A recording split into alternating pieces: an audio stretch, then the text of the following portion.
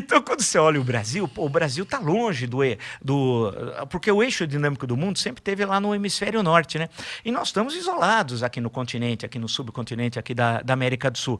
Mas teve um momento da história, esse que eu me referi anteriormente, que nós tínhamos uma presença, olha, anos 50, pega anos 50, Juscelino Kubitschek é presidente, o Brasil crescia em média de 7,5 ao ano durante o quinquênio dele, o Brasil vai ganhar pela primeira vez o Wimbledon com a Maria Esther Bueno, em 1960 ele ainda é o presidente, Éder Joffre é campeão mundial em Los Angeles de boxe, aí inaugura uma capital onde não tinha nenhuma cabana, em 3 anos e meio você constrói uma cidade, e não é qualquer cidade, é uma cidade revolucionária, porque Brasília não tem referência nem urbanística, nem arquitetônica com nenhuma cidade da Europa do mundo ocidental.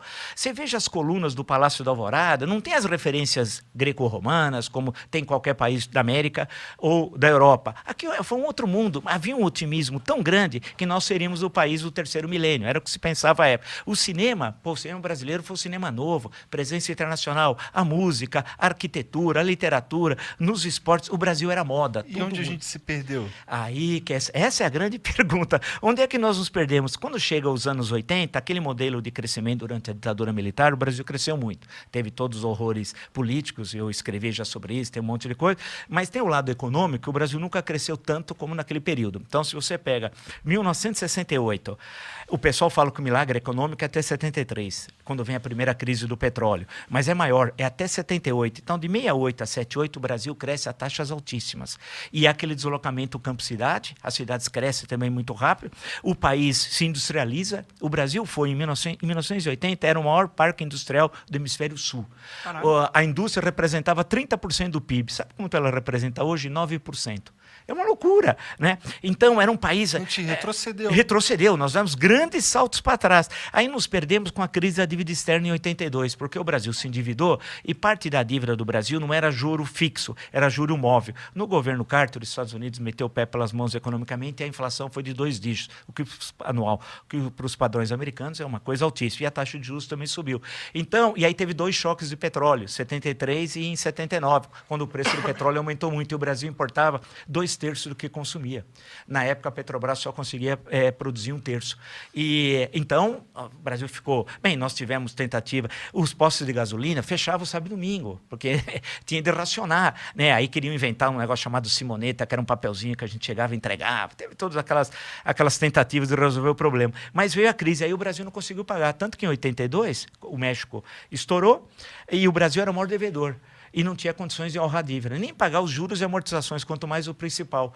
Aí nós começamos a tropeçar economicamente, aí veio os planos de estabilização, o Cruzado 1, Plano Bresser, Plano Verão, Plano Collor 1, Plano Collor 2. Né? Muitos planos. Tudo fracassando. No Cruzado se congelou preços, salários e mercadorias, preço de produtos.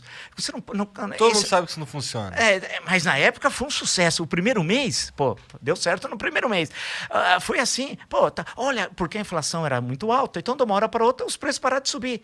E como o pobre é que paga a conta da inflação, porque o salário dele não é corrigido, e os preços eram corrigidos. Aí, a popularidade do Sarney foi nas alturas, tal.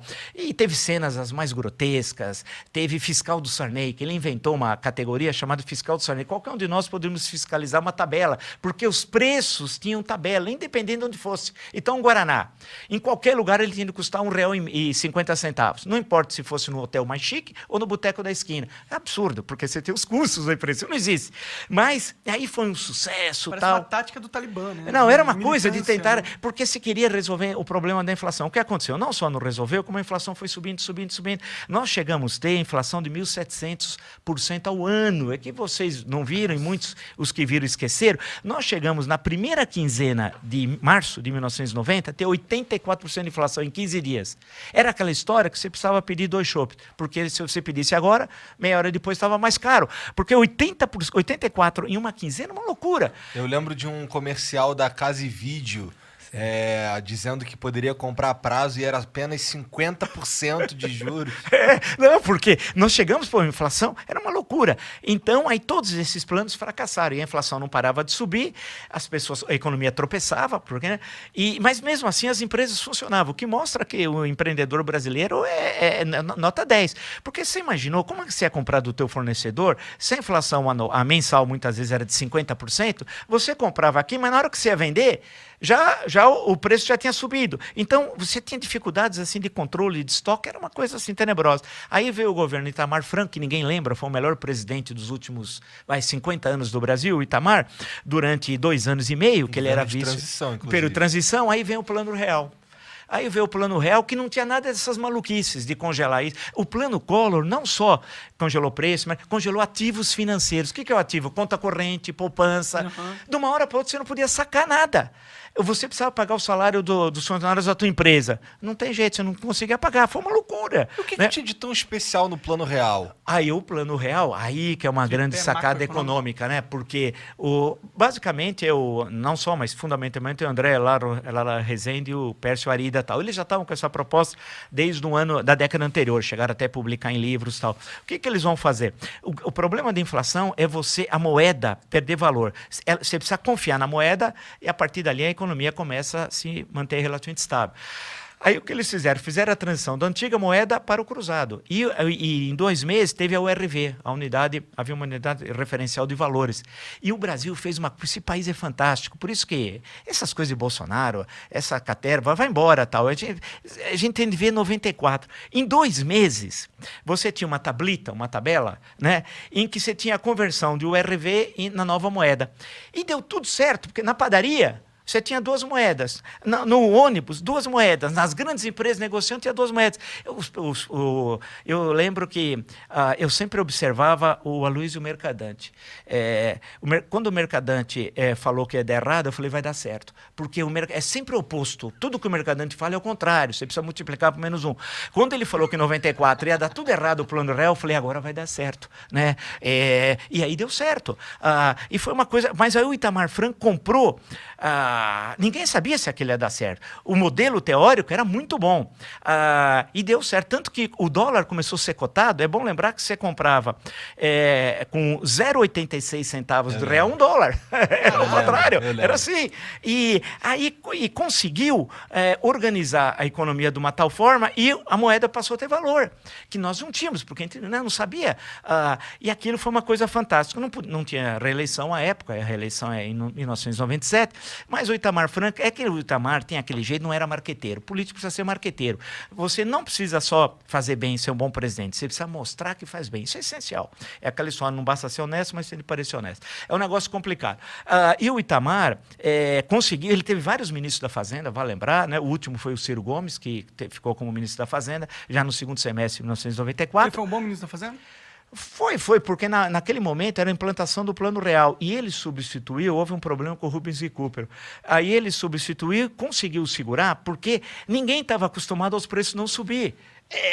Porque era uma coisa já inata. O sujeito recebia a coisa na loja, já pegava aquela maquininha, já né? Aí, estabilizou. E aí a inflação foi caindo, voltando a níveis aceitáveis, né?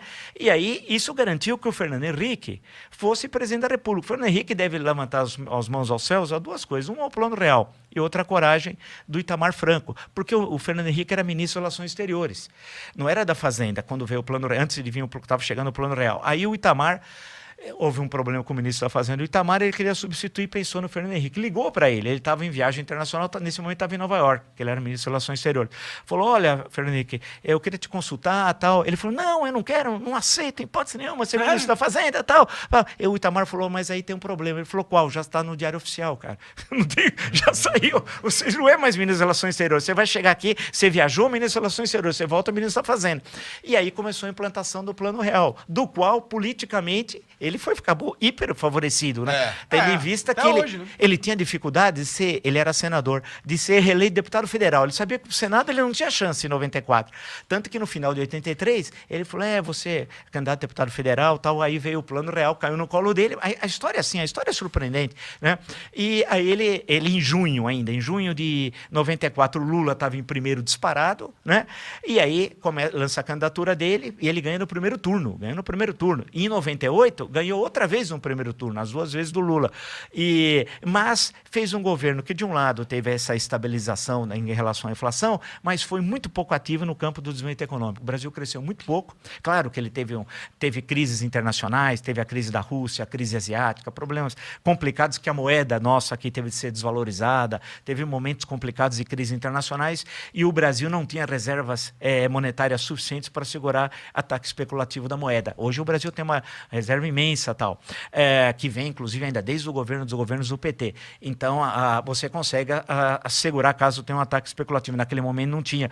E aí ele termina o segundo governo melancolicamente, né, em 2002. Né? Se você for dar uma olhada no governo de 2002, até no Ministério, pega o segundo semestre, eu nem lembro os nomes, eu pego os nomes e falo, mas quem é esse cara? Né? Foi muito ruim. E aí vem as eleições de 2002 e o Brasil passa a seguir um outro caminho. Mas, finalmente, nós conseguimos vencer a inflação, que parecia que era impossível de vencê-la.